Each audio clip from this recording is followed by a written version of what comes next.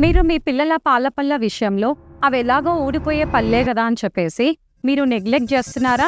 అయితే మీరు చేసేది చాలా పెద్ద పొరపాటు. పెద్దవాళ్ళకి ఎట్లయితే పండ్లకి క్యావిటీస్ రావడం జరుగుతుందో, పిల్లలకి కూడా అలాగే క్యావిటీస్ రావడం జరుగుతుంది. వాళ్ళకి కూడా పెయిన్ ఉంటుంది. వాళ్ళకి కూడా ఇన్ఫెక్షన్ వల్ల వాపు రావడం అనేది జరుగుతుంది. మన పేరెంట్స్ ఏందంటే పిల్లలకి బ్రష్ చేసేటప్పుడు ఏ చిన్న బ్లాక్ స్పాట్ ఉన్నా ఫస్ట్ అది గమనించండి. వెంటనే మనం డెంటల్ క్లినిక్‌లో ఒక్కసారి చెకప్ చేపిస్తే ఇమ్మీడియేట్‌గా మనకు ఒక 5 మినిట్స్‌లోనే అది క్లీనింగ్ చేసేసి సిమెంట్ తోటి దానికి ట్రీట్మెంట్ అనేది అవైలబుల్‌గా ఉంటుంది. అదే మీరు పాల పన్నే కదా అని చెప్పి నెగ్లెక్ట్ చేస్తే ఆ చిన్న క్యావిటీ కాస్త పెద్దగా మారిపోయి కంప్లీట్‌గా పాల పన్నుని మొత్తం డ్యామేజ్ చేస్తుంది. అంతేకాకుండా ఇన్ఫెక్షన్ గనక స్ప్రెడ్ అవుతే మీకు చిగురులోకి కానీ, బుగ్గలోకి గానీ మొత్తం ఇన్ఫెక్షన్ స్ప్రెడ్ అవుతుంది.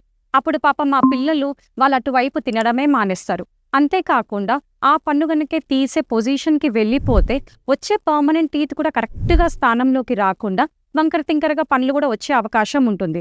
సో, పిల్లల విషయంలో కాస్త జాగ్రత్తగా ఉండండి. ఏ చిన్నగా మీరు బ్లాక్ స్పాట్ కనిపించినా ఇమ్మీడియేట్‌గా అటెన్షన్ క్రియేట్ చేయండి. మీకు మీ పిల్లల టీత్ గురించి ఎప్పుడైనా ఏమన్నా డౌట్స్ వచ్చాయా? అయితే నాకు కామెంట్స్‌లో చెప్పండి. నేను ఖచ్చితంగా నెక్స్ట్ రీల్స్‌లో మీకు ఆన్సర్ చెప్తాను.